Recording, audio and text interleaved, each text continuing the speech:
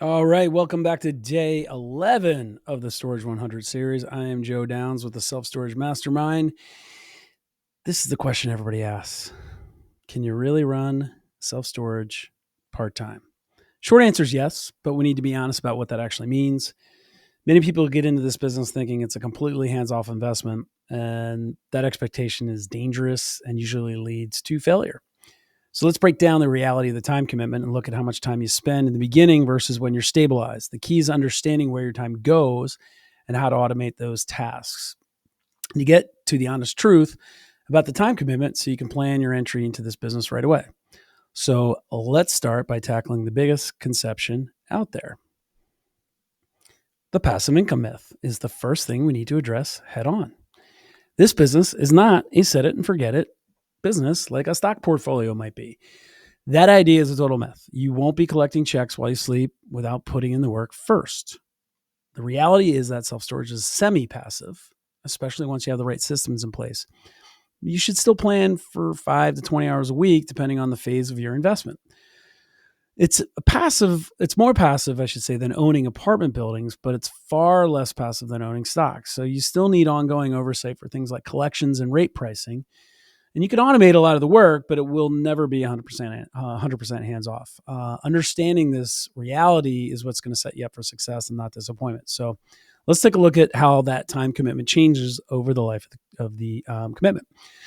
So how much time are we actually talking about? Well, time commitment changes dramatically based on where you are in the business cycle. So you need to prepare for a little heavier lift during the acquisition phase.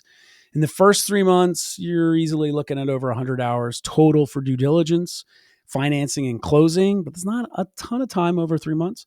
And this is not a part-time job yet. It's a project at first. Once you hit the stabilization phase, maybe months 4 through 12, somewhere in there, then the time commitment drops. But it's still, a little more than just passive. So you're setting up systems, marketing, and refining your process, which takes 10 to 20 hours a week. And the goal is to get to the steady state phase, which is maybe year 2 and beyond. And this is where you're going to achieve that part-time goal, right? Spending 5 to 10 hours a week. Every facility is different. I'm not saying you can't achieve that earlier, but I'm just trying to set a general guideline here so you're not disappointed. You're mostly monitoring metrics at that point, coordinating maintenance and adjusting rates. But what exactly you're doing during those hours? Well, let's break down those tasks that eat up your time. If you want to manage your time, you need to know where it's going first and foremost. So these are tasks that you see here that actually take up the bulk of your weekly hours. Tenant calls and inquiries are a big one. Could be 2 to 4 hours a week. Would include move-ins, questions, access issues, etc. Collections and late payments are another major time sink. Hopefully not, but could be depending on the facility. So following up on overdue accounts, managing delinquencies can take 1 to 3 hours every week. And then if you have to deal with auctions and lien sales, they're less frequent, but that might be 2 to 5 hours a month. They're a little more intensive when they happen, but again, they're infrequent. And then even maintenance coordination and pricing adjustments take a few hours a week. So good news is that most of these time-consuming tasks can be dramatically reduced, and we do that through technology and automation. Technology is absolutely the key to making self-storage a truly part-time job. You got to embrace automation to cut your time commitment in half for sure. Online rentals are non-negotiable. They allow tenants to rent 24/7 without ever picking up the phone. That'll save you 5 to 10 hours a week right there. Automated billing, or Autopay as we call it, is another huge time saver. Autopay late fees, collection notices should all be done automatically, and that'll save you 3 to 5 hours a week on collections alone if it's done automatically. Modern gate access systems mean you don't need to be on site to grant access. That's another 2 to 4 hours a week. If you upgrade your facility to, for all these automations. Ultimately, remote management software lets you monitor from anywhere, and that's a huge time saver. This technology is what enables the part-time operation. What if you want to be even more hands-off, though? Well, then you have third-party management as an option. So talked about automation, but the key to true passive income is third-party management. So this option is the path to being an owner and not an operator. You're paying 5 to 8% of your gross revenue for this freedom. So for a $500,000 facility, let's say that's maybe 25 to 40 grand a year, which is not nothing, but what do you get back for that cost? You get your time back. So you're spending maybe 2 to 5 hours a month now reviewing reports and making big picture decisions. Become an asset manager, managing the manager at that point. Manager handles the daily grind, rentals, collections, maintenance calls. They'll bring proven systems and software you don't have to set up yourself.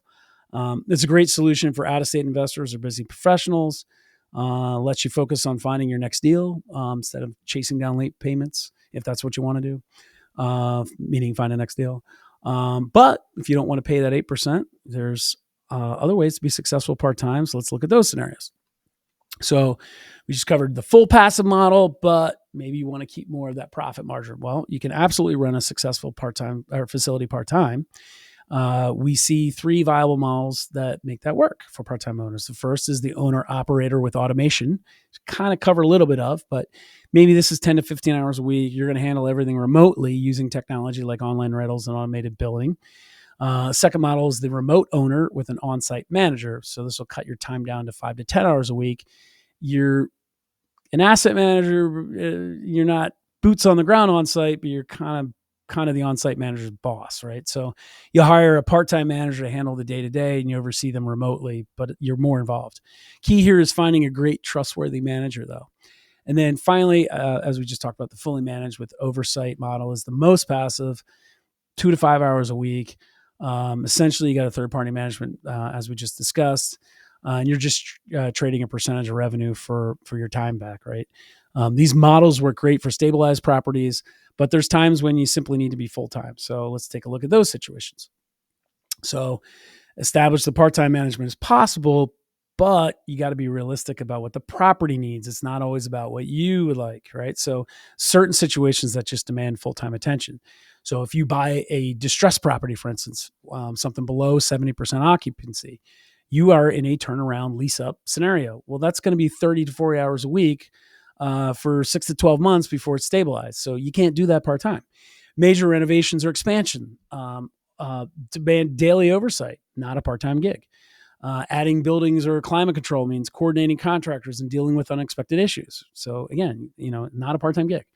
That's full-time until the project's complete, at least. So it can become part-time, but that's going to start full-time. So that's just a situational awareness you need to pay attention to. Grind up development, forget about it. Full-time job. Permitting, construction management, lease up will easily be 40 hours a week for a year plus, maybe 18 months. So you need an honest assessment of your property's current state before you're choosing a management model or what you can even do. So how can you move forward? Well, let's look at some action steps. So now that we've covered the full spectrum of full-time operator owner to fully passive owner, let's take some action and choose your path. So first is be brutally honest about your available time. Have a real reflective moment with yourself. If you can only commit 5 hours a week, I'm going to call BS on that. Most people can commit 15 to 20 hours a week. There's a few of you, I get it, that can be 5, but then you need to be passive. But for those of you that can only do that, don't buy a distressed property that needs 40 hours a week. But even if you only have 15 to 20 hours a week, don't buy a distressed property that needs 40, unless you've got some other way to fulfill it or some partner that can handle that. You got to choose a model, a property that's going to fit your lifestyle, right? So for some of us, the goal is to create another job, but for others, it's to create another income stream or wealth management. It's maybe not to create more work. So choose a model and a property that's going to fit your lifestyle. Next, need you to research management software. Technology is what makes part-time ownership possible. So looking at platforms like the Storable suite, which has SiteLink, Storage, ESS, or Tenant Inc., or Cubby, or other options. Finally, if you're leaning towards third-party management, start interviewing companies now. Talk to 3 to 5 firms to compare their fees, their services, their track records. Don't just pick the cheapest one. That can come back to bite you. Choosing the right management model is the most critical decision you're going to make. So it's going to determine your profit, your stress level, your freedom. So, all right, tomorrow's day 12. We're going to cover occupancy rates, what's good versus what's great. All right, we are almost a dozen days into this Storage 100 series. It's hard to believe. Hopefully you've hit like a few times or 11 times by now. You already know what to do with the subscribe button. That's for you. It's not for me. That's so you don't miss the recorded drops like this, or when I go live and answer questions. And of course, sharing is caring. So remember, when you do, your friends and colleagues will thank you later.